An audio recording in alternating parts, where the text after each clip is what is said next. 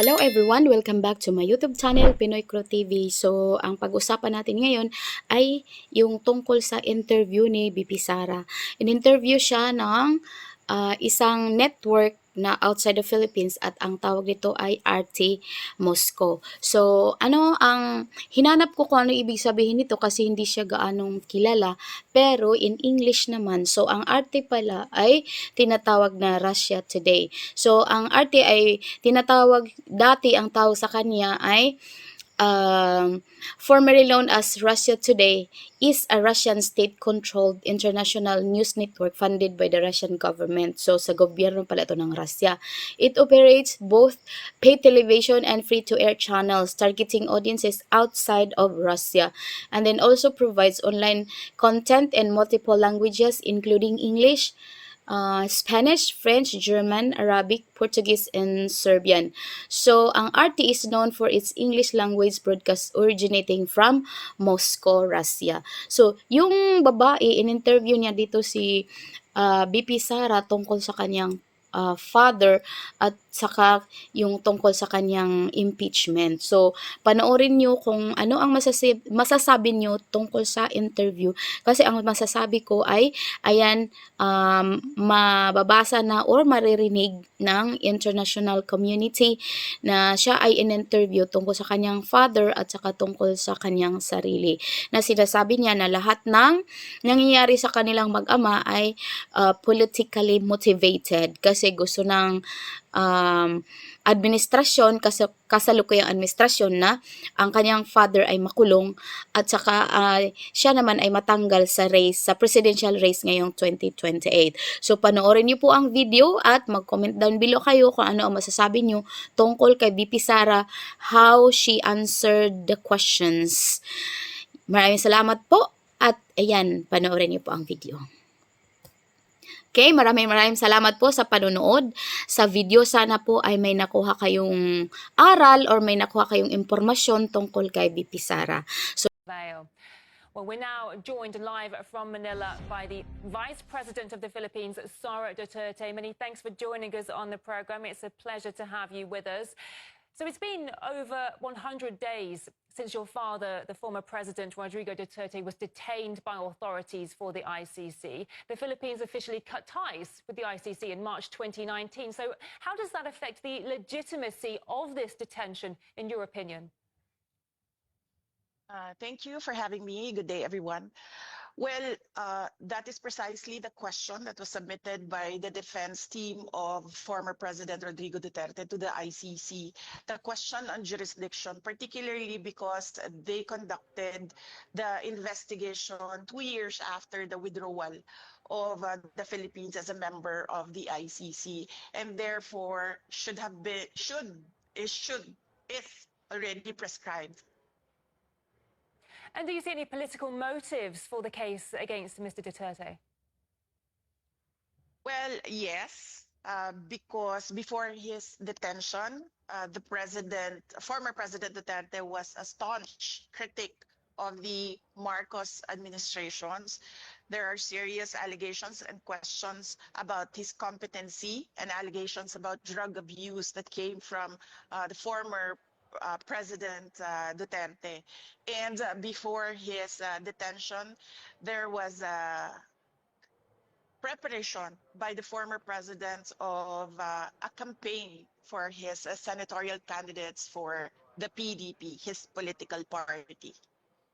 Talk us through how this case has affected your father, affected your family, really, and on a personal and a political level.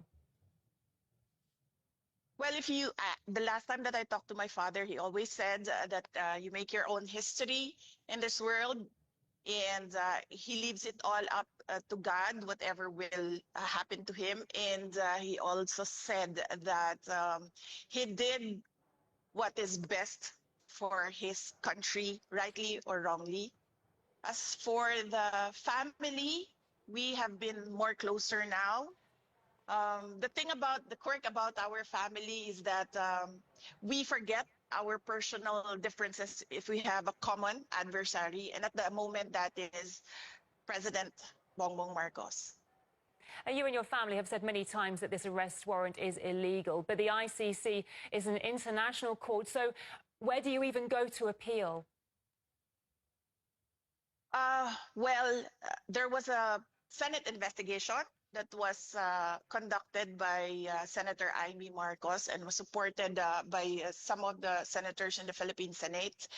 And she submitted her findings to the ombudsman here in the Philippines, and she recommended filing charges against the individual who implemented the rendition on former President Duterte. You recently argued that your father should be permitted an interim release to a third country because of his age. He's 80 years old. What is his current condition at the moment, and what sort of toll is this case taking on him? At the moment, he's in his thinnest. You've never seen him this thin. I've seen him from pictures when he was single, and that was the thinnest that I've seen him. And this is about the same. At that time, I lost so much weight, and he has a problem with the cold and the weather in The Hague, and then he has of course, he has no appetite because the way that the food is cooked is not really the same as traditional Filipino dishes. And of course, there is that longing to be with familiar faces, family and friends. So there are certain days that it's a good day, and there are certain days that it's not. It's a bad day. So yes. The ICC, let's talk about the charges against him now. The ICC detained your father on charges that he was responsible for crimes against his people, but it seems he remains deeply popular during this time. He's been elected as mayor of the city of Davao. So clearly some Filipinos still support him. What does that say about the ICC's continued detention of him, in your opinion? Well, as I said, the ICC is all about human rights and justice, and we don't see it in the case of former President Rodrigo Duterte. He has been in detention for more than 100 days without recourse for bail, and now his petition for interim release has been vigorously opposed without a legal reason by the prosecution. He has already stated in his brief that he is not a flight risk because of his age. If you can see the footage where he was pushed up the plane, he really had no strength at all to resist.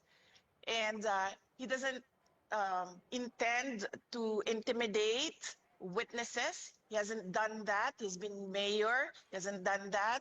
He was president when the ICC case was filed. He hasn't done anything at all with the witnesses. We all know the list of witnesses because we have information coming in from the investigations conducted by ICC investigators here in the Philippines, and he hasn't done anything. For the past 2 years, we've been telling him to prepare for the ICC case, but he said that it's all crap, it's nothing. And clearly, when we heard the charges, we found out that it's really nothing. It's 43 counts of murder. That's not even close to crimes against humanity. It must be an incredibly stressful time for you and your family. What message would you send to Filipinos around the world who continue to support your father? Yes, in fact, majority of the Filipinos in the Philippines continue to support former President Duterte. A lot of them pray for his return to Davao City, and a lot of them pray that he will be acquitted of the charges. And we thank the Filipino communities around the world for their prayers. It is a big help, and it helps President Duterte to know that Filipinos regularly visit The Hague, even if they are just outside the detention unit. And Filipinos regularly conduct rallies so that the world will listen of the injustice that is done to him by the ICC. And indeed, you have your own concerns currently with an impeachment process against you in the Philippines. You say it's politically motivated. Explain to us what could these motives be exactly, and who do you think could be behind this? Well, it's all about the refusal or the intent of the of former of President Marcos. It is the intent of President Marcos not to step down. He wants to perpetuate himself or his family in power. It is clear from the moves of his administration against political opponents. And in fact, one of his relatives, and this is a personal knowledge of mine, has expressed that he wants to run for president. This all started with the People's Initiative, wherein they wanted to amend the Constitution to shift into a parliamentary form of government where the Prime Minister is not voted by popular choice. When they failed in this, they started the impeachment. And clearly, evidence shows that the members of the House of Representatives, many of them who signed, did not read the articles of impeachment. And one particular member of the House of Representatives already said publicly that there was money in exchange for the signatures in the articles of impeachment. Because I am the front runner in the presidential race in 2028, the survey shows that. And I think they want to eliminate the front runner. I see. Do you think there might be a connection between the detention of your father and the impeachment process against you? I believe so, yes. They think that if they take out former President Duterte, they will weaken me because it's one brand, it's one family. The Philippine Senate recently returned the impeachment complaint to the House. What will the next steps be? Well, I do not know with the Senate what will be their next steps. They required us to submit an answer to the articles of impeachment, and we did that. We submitted it the other day, and we're waiting for instructions from the Senate on what to do next. As you were just saying yourself, there are many people claiming that the impeachment process against you is designed to block your potential candidacy for the 2028 elections. Do you plan to run for the presidency if you are acquitted of the current charges?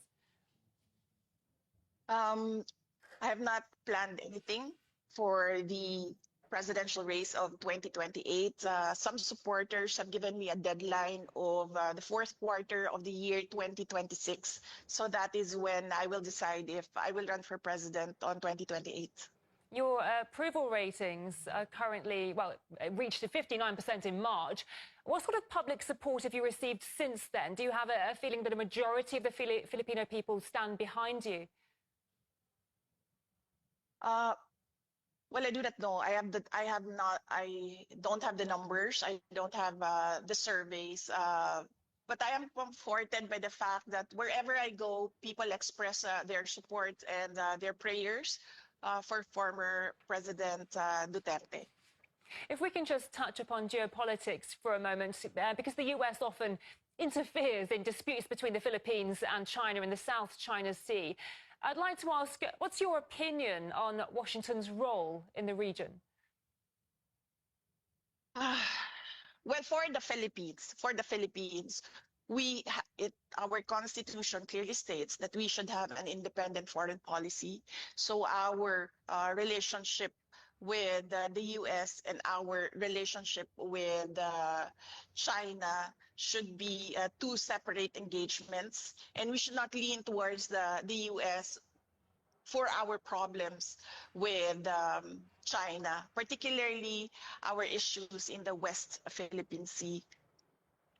Yeah, the Philippines is kind of in the middle of all this, isn't it? Because the Philippines being a long-time ally of the US and Asia, at the same time, Manila maintains robust trade ties with China. So I'm just wondering how difficult it is for the Philippines to find the right geopolitical balance between these rival superpowers.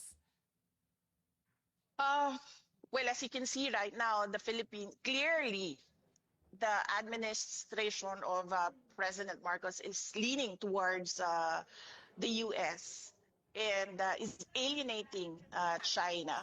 And I really believe, and I've been asking for his explanation on where is the independent foreign policy of the Philippines currently.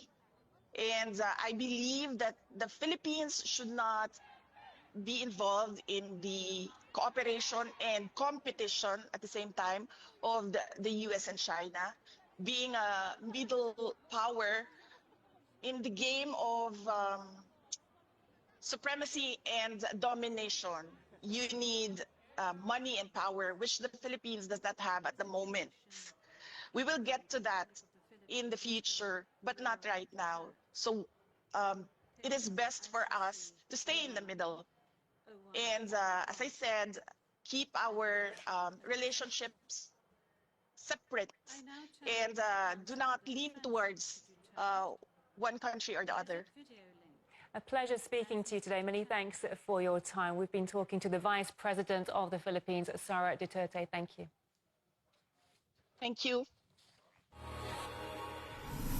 So, the NATO alliance has agreed to boost... So yun lang, maraming salamat. Please don't forget to subscribe and likes, and also you share this interview para makita at malaman ng iba. So yun lang po, maraming salamat. Bye-bye. Spent all my life holding all of it closely. I played it innocent, a feel of discontent. I'm finally facing it all, fearless.